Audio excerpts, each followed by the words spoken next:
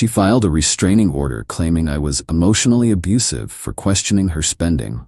I didn't contest it, just closed all the cards and canceled the lease I was guaranteeing. Her lawyer called 72 hours later, begging to work something out. I, 31 male, got served with a restraining order on a Thursday afternoon at my office. The receptionist called me down, looking uncomfortable. Process server handed me the papers like he'd done it 1,000 times before. My girlfriend Sienna, 28, of 3 years, had filed an emergency protective order claiming I was emotionally and financially abusive. Her evidence? Text messages where I asked why she spent $1,800 at Nordstrom when she said she was broke, and an email where I suggested we create a budget. I read through it in the lobby, according to Sienna, asking, "Hey, didn't you say you couldn't afford your car payment?" After seeing her with new designer shoes constituted controlling behavior and emotional manipulation. The kicker was her statement. He monitors every purchase I make and interrogates me about money constantly, creating a hostile environment where I fear his reactions. Reality check. She had 4 credit cards in her name that I was paying. Her apartment lease had my name as guarantor because her credit was shot. Her car insurance was on my policy. I'd been covering her temporary expenses for 2 years. But sure, asking one question about spending was abuse. The restraining order required me to stay 100 yards away, no contact, direct or indirect, effective immediately. I didn't argue, didn't call her, didn't text. I walked back to my office, pulled up my banking apps, and got to work. The immediate response within an hour: I'd canceled all 4 credit cards. They were in her name, but I was the one making payments. Perfectly legal to stop. Removed her as authorized driver from my insurance policy. Called her apartment complex about removing myself as lease guarantor. 30-day notice required. Stopped the automatic transfers I'd set up for her expenses. Changed my Netflix, Hulu, HBO, and Disney Plus passwords. Removed her phone from my family plan. Effective next billing cycle. The apartment situation was interesting. I wasn't on the lease as a tenant, just the guarantor. The property manager, Adrienne, was surprisingly helpful. So if you're withdrawing as guarantor, she'll need to qualify on her own or find a new guarantor within 30 days. What if she can't? Then she'll need to vacate or face eviction proceedings. Perfect. I documented everything, forwarding confirmations to my personal email. Then I went back to work. Had a presentation at 3 p.m., nailed it. That evening, my phone was quiet. Eerily quiet. The restraining order was working both ways. She couldn't contact me either. Update 1, Saturday morning, 8 a.m. My phone rings. Unknown number. It's a lawyer named Bradley Hutchins. Mr. Torres, I'm representing Miss Sienna Blackwood. I believe there's been a misunderstanding regarding the protective order. What misunderstanding? The order was very clear, no contact. Yes, well, my client has discovered some complications. Several of her financial accounts seem to have been closed. I stopped making voluntary payments on her credit cards. Yes. But she relied on those payments. Then she should have thought about that before filing a restraining order claiming I was abusive for asking about those very payments. Silence. Mr. Torres, surely we can work something out. My client is willing to modify the order to allow for financial discussions. No need. I'm complying fully with the order. No contact means no contact, including no financial support. But the lease, I've given proper notice to withdraw as guarantor. That's not contact with her, that's contact with the property management company. This is retaliatory. This is compliance. She said my financial involvement was abusive. I'm removing myself from the abusive situation. Isn't that what she wanted? He sputtered something about bad faith and financial abuse. Bradley, she filed a legal document claiming I was abusive. I'm respecting her wishes by staying away completely. Have a good weekend. I hung up. 20 minutes later, texts started flooding in from her friends. I didn't read them, just screenshot them. Violating restraining orders goes both ways. They were contacting me on her behalf.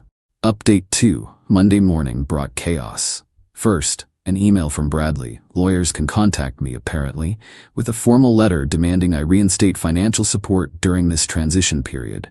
My reply was brief.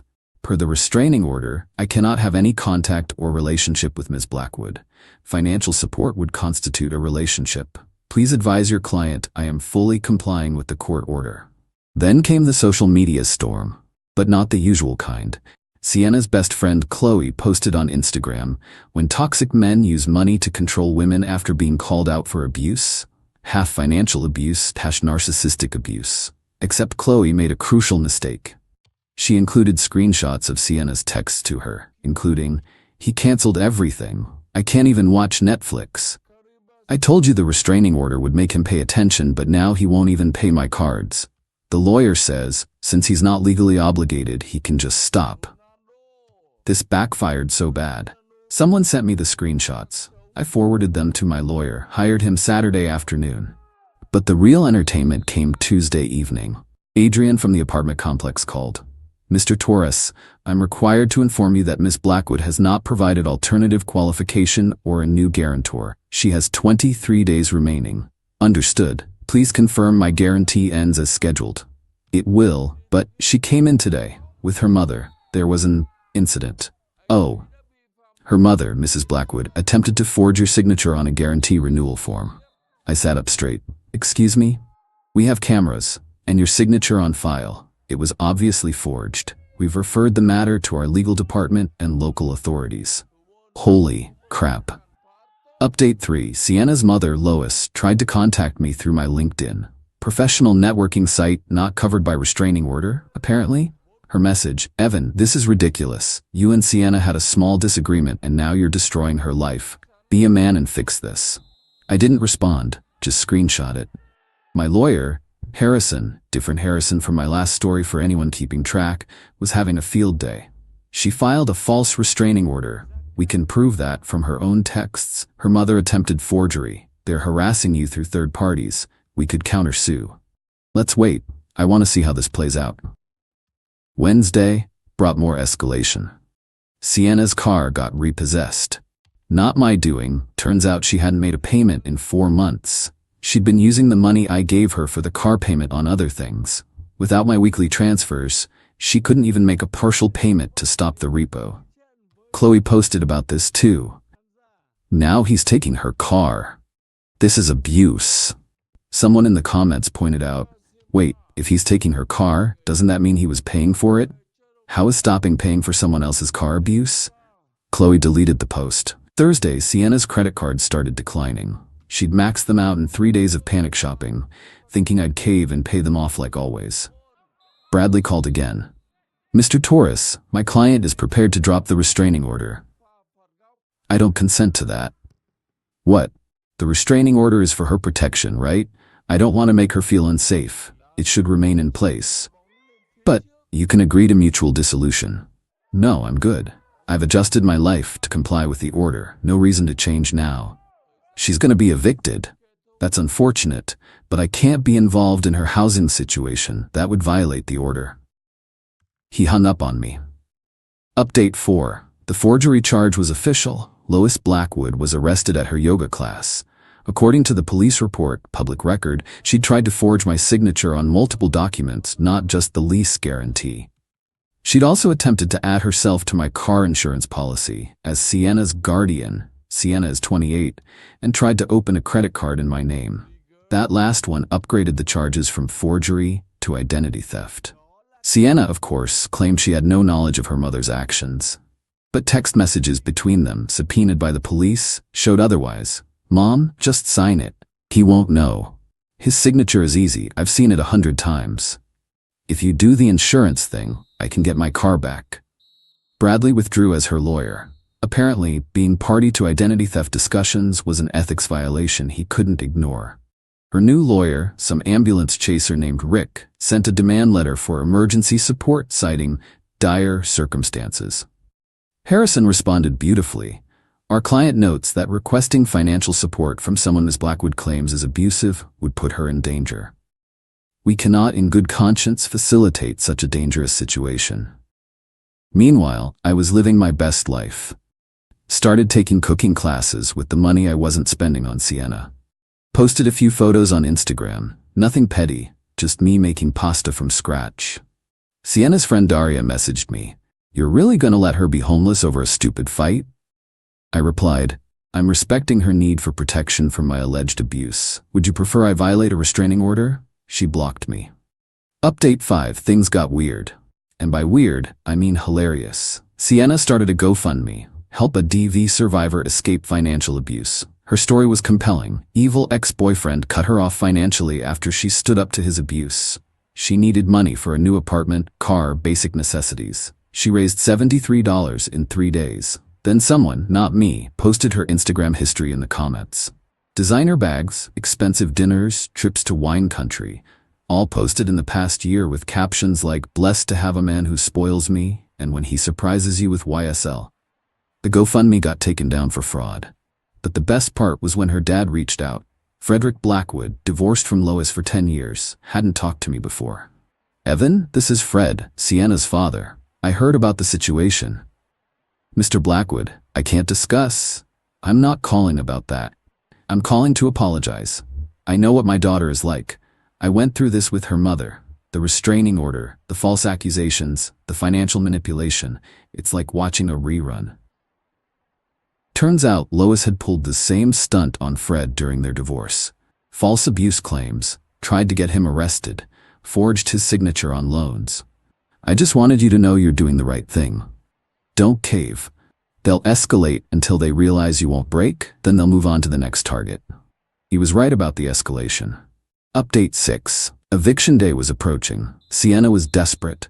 She did something I didn't expect. She called my mother. My mom, Rosa, is a saint. Also, she takes no crap from anyone. According to my mom, the conversation went, "Sienna, Mrs. Torres, Evan won't even talk to me because you have a restraining order against him." That was a misunderstanding. "Mom, you filed legal documents saying my son was abusive." "I didn't mean it." "Then you committed perjury?" No, he was being controlling. "By paying all your bills?" "Sienna, he questioned my spending." "Of his money?" Sienna hung up. My mom called me afterward, laughing. "That girl is something else. You dodged a bullet, Mijo." But Sienna wasn't done. Day 24, she showed up at my office. Security stopped her at the door. I'd informed them about the restraining order. She made a scene, started crying about how I was destroying her life and she just wanted to talk. Security called the police. She got arrested for violating the restraining order. The same restraining order she'd filed against me, that she was now violating. You can't make this stuff up. Sienna spent a night in jail. Lois bailed her out and immediately called a press conference. I'm not kidding. A press conference. Outside the courthouse. 3 reporters showed up, probably expecting a slow Newsday story. Lois gave a speech about financial abuse in modern relationships and how men weaponize money to control women. One reporter asked, "Ma'am, aren't you currently under indictment for identity theft and forgery?" "That's not relevant to you allegedly forged this man's signature to steal money. How is that different from financial abuse?" "I was protecting my daughter by committing fraud." The press conference ended quickly. The footage never aired, but someone posted it on Twitter. It went moderately viral in legal circles as "how not to handle PR during criminal proceedings." Meanwhile, Adrienne called with an update. Miss Blackwood has been formally evicted as of this morning. She has 48 hours to vacate. Did she find alternative housing? She applied for several places. All rejected her after running credit and background checks.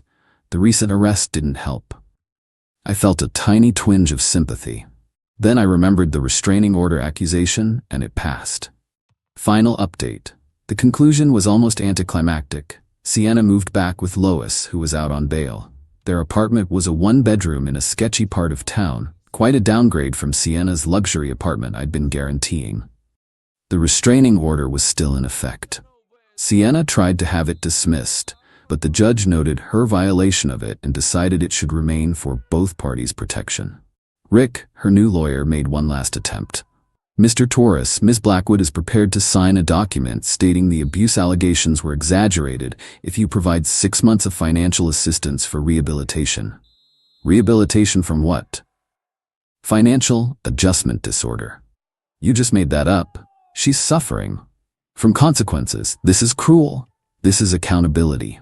He gave up after that. I ran into Qley at Whole Foods. She tried to duck into the cereal aisle, but we made eye contact. "How's Sienna?" I asked, genuinely curious. Qley looked uncomfortable. "She's working, retail, living with her mom."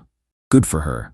She really did care about you, you know. She just got scared when you started asking about money. Scared enough to file false abuse allegations? That was Lois's idea. She said it would make you realize how serious Sienna was about needing space. Space for my questions, but not for my wallet." Qley winced. "Yeah, it sounds bad when you put it like that. How else would you put it?" She didn't have an answer. Later I learned through the grapevine. Lois pled guilty to forgery, got probation and community service. Sienna's credit score dropped to 420. She was working at a department store, living with Lois. She'd started dating a new guy who she was already asking to help with expenses. The restraining order was still active, expires in 9 more months. Frederick reached out one more time. "Heard you held your ground. Good man. She's already working on the next guy. Gary something. Poor bastard has no idea what's coming."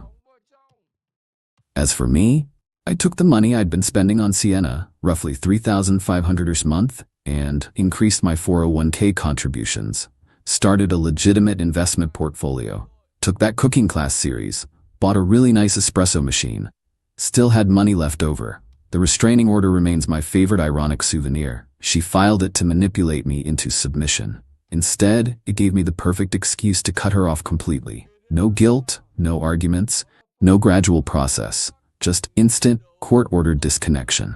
Her own weapon became my freedom. To anyone in a similar situation, when someone shows you who they are, especially through legal documents, believe them. Don't try to save them from consequences. Don't feel guilty about protecting yourself. And if someone ever threatens you with a restraining order to control you, call their bluff. Comply fully, completely, absolutely. They wanted distance? Give them the entire universe. Sometimes the best response to manipulation isn't resistance. It's enthusiastic compliance that reveals their true intentions. Sienna wanted me gone, but my money to stay. The restraining order made that legally impossible. She played herself with paperwork. Cool? Cool. P.S. To the 3 people who messaged me saying I was actually abusive for cutting her off. She literally filed legal documents saying my financial involvement was abuse. I agreed and removed it. If that's abuse, then I'm confused about what she actually wanted. P.P.S. Yes, this is all legal. No, stopping voluntary payments isn't violating any law. No, refusing to be someone's ATM isn't abuse. Die mad about it.